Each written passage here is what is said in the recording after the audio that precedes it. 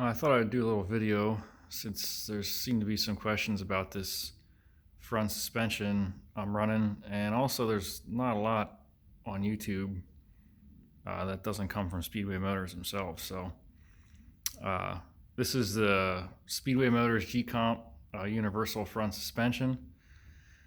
I just figured I'd give you a little bit of a detailed look at it. Specs on it: the front travel is about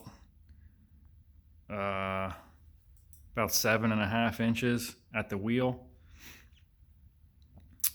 Steering angle seems to be about 35 degrees or so, the way I'm measuring.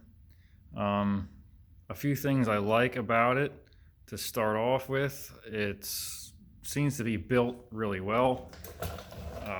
It's got fabricated knuckles. It fits. I haven't bolted any brakes on it yet, obviously, but it's supposed to fit C5 brakes. But everything so far, I've been pretty impressed with the build quality.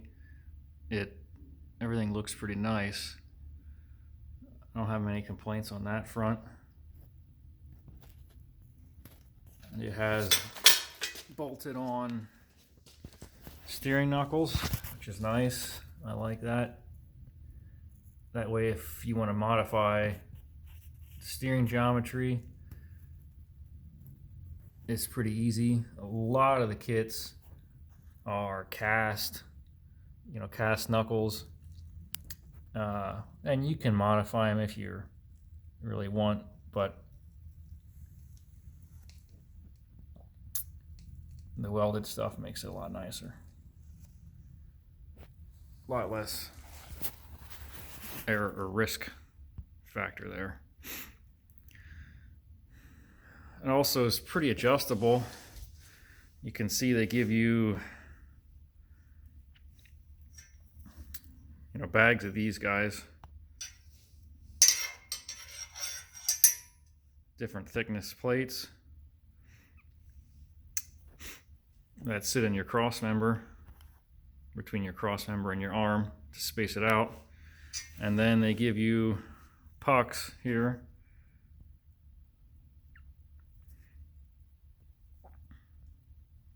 And then of course these sit right in there to move your A-arm front and back for your caster adjustment.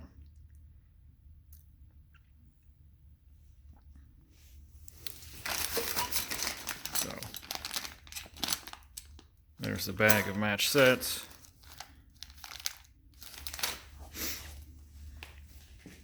And they just take, I believe anyway, standard Corvette hub, off the shelf parts, which is nice. Have a sway bar end link unbolted here, just to show you the droop that it has.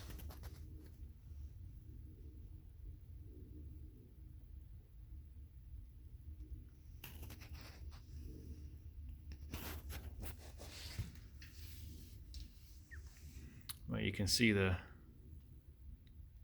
bearing bolts through on the backside with cap screws.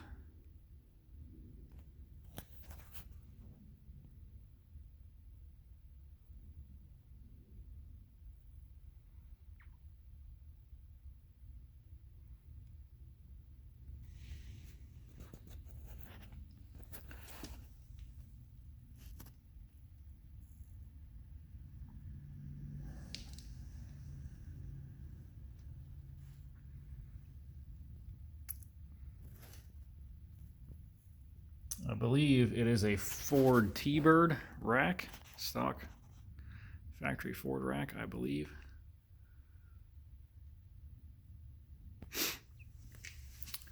This side is set up basically at ride height. They tell you in the manual where the ride height is in reference to the frame. You can look up the instructions online. I believe they reference the bottom of the frame and the center line here, till you get your shock heights and that kind of thing. But so that's it, right height. Obviously this needs adjusted because this kind of gets me to my really only complaint so far about this system is I'm not a huge fan of this sway bar setup. It's a nice theory. I like the design, except there seems to be a few oversights, and I need to talk to them about it to see if I'm just doing something wrong, but I don't think I am. So in between here, you can see that gap between the flat block and the pillow block there, which is created because the round bar on the back side hits the pillow block.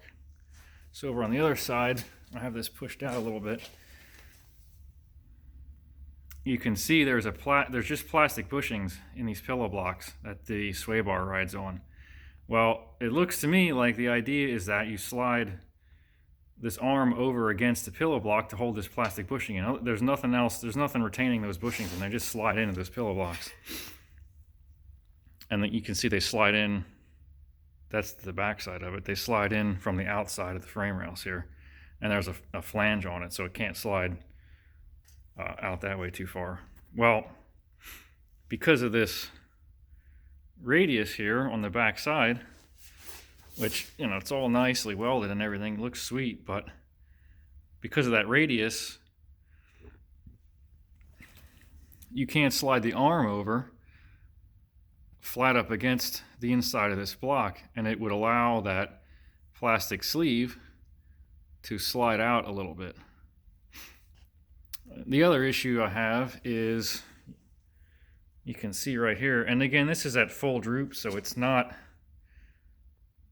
exactly the way it would be in the car, but I don't like how close this arm is to the A-arm at all. You can see on the other side, which is at ride height, but again, I need to shorten up these links, and it would pull the sway bar down. You know, it would pull the sway bar down away, but you can see there, it's just touching the A-arm. So, yeah. I like the beefiness of it, but I think there's some things on the sway bar setup that are a little overlooked. One of the main reasons I went with it is because they kick these A-arms in underneath to clear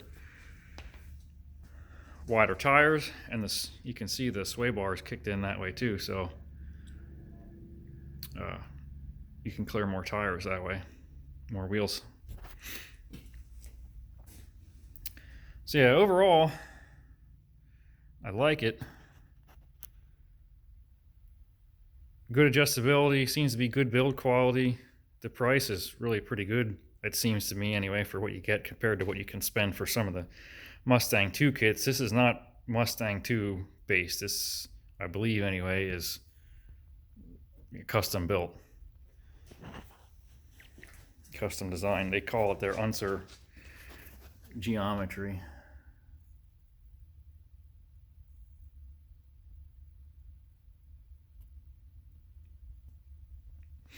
Known to the state of cancer to cause California. Thanks guys, got any questions, let me know.